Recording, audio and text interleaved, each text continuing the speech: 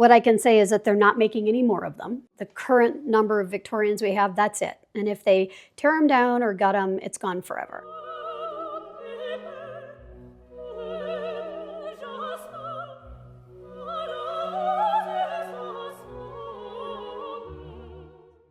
Exquisite, historical, remarkable. These are but few of the words that capture the essence of Chateau Tivoli.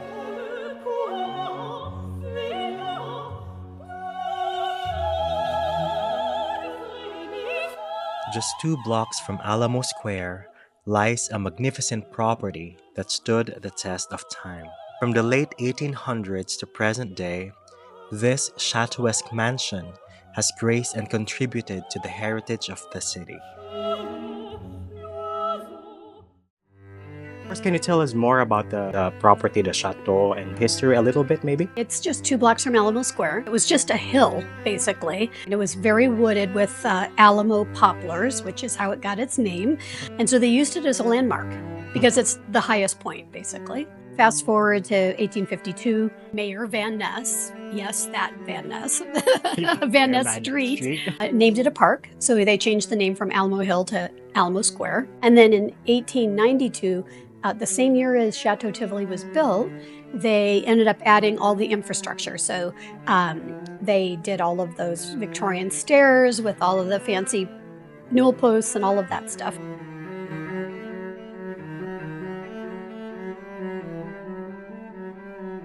Built in 1892 as a private residence, it offers 9 lavishly appointed rooms and 7.5 bathrooms.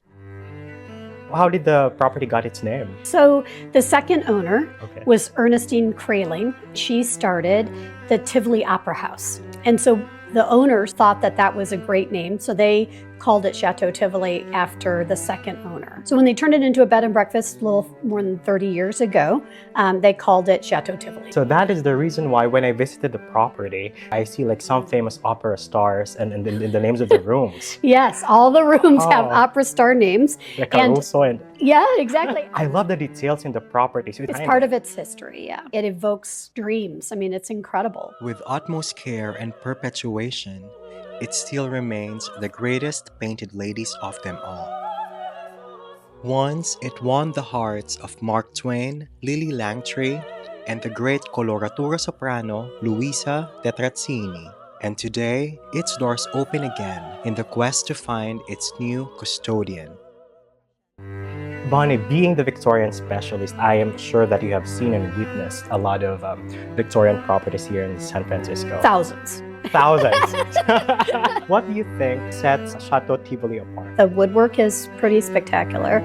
Inlaid floors and lots of carving and lots of fireplaces and columns. When you come into the house, I think the thing that's most striking is the Bradbury and Bradbury wallpaper. That company doesn't exist anymore, so I think it's even more rare to have that wallpaper. It's very hard to install, it's very expensive, there's a lot of gold leaf. It just makes the rooms unbelievably over the top. Alamo Square is one of the sought-after neighborhoods here in our city. Can you tell us more about the neighborhood and what you love about Alamo Square? You know, I have always loved the neighborhood. The postcard row, most of the neighborhood didn't burn during the earthquake. I really like how complete the neighborhood is and how you've got intact Victorian rows, the Broderick row. There's a lot of rows that are intact. In the time that I've lived in the neighborhood, which is a really long time, I am embarrassed to say how long, amazing restaurants like Nopa, Beretta, I love Tsunami, I mean Bob's Donuts, of course. Of course. Could not last without one's donuts. There's so many good grocery stores within walking distance. It's flat, so easy for walking. Also off-leash dog parks. Run them off-leash. There are many reasons why I love our city. The creme de la creme would be the Victorian houses, the Edwardian houses. Even the churches are magnificent. Yep. What would be your message to our generation right now and the future generation about the importance of preserving historical properties like that of Chateau Tivoli? What I can say is that they're not making any more of them. The current number of Victorians we have, that's it. And if they tear them down, or gone forever. Same thing with the Edwardians, the Mediterraneans. All of those time periods cannot be replicated. You try to build a fake Victorian, you can tell instantly that it's fake. One of the reasons is that the materials are gone. The houses that have Honduran mahogany, they're the only ones, and it's gonna be the only ones. And so if you tear them down and send that to the landfill, not only does it increase global warming, but then you take new materials and build something something else. And those new materials off-gas, the paints off-gas, the varnishes off-gas. Big trend to make these houses big white boxes. If you want a white box, buy a white box. Don't turn a Victorian into a white box because you can't put it back. Nobody gets off an airplane in San Francisco and wants to see stucco white boxes. They want to see the Victorians. And if you take those away, there's no putting them back. We have to protect what's left. Bonnie Spindler, thank you very much. Oh, you're so welcome. Specialist. Good luck. Oh, And thank you. San Francisco is a city with a story in every block and every neighborhood. A unique blend of cultures and eras captured in its historic homes. These aren't just structures, they're living records of our past.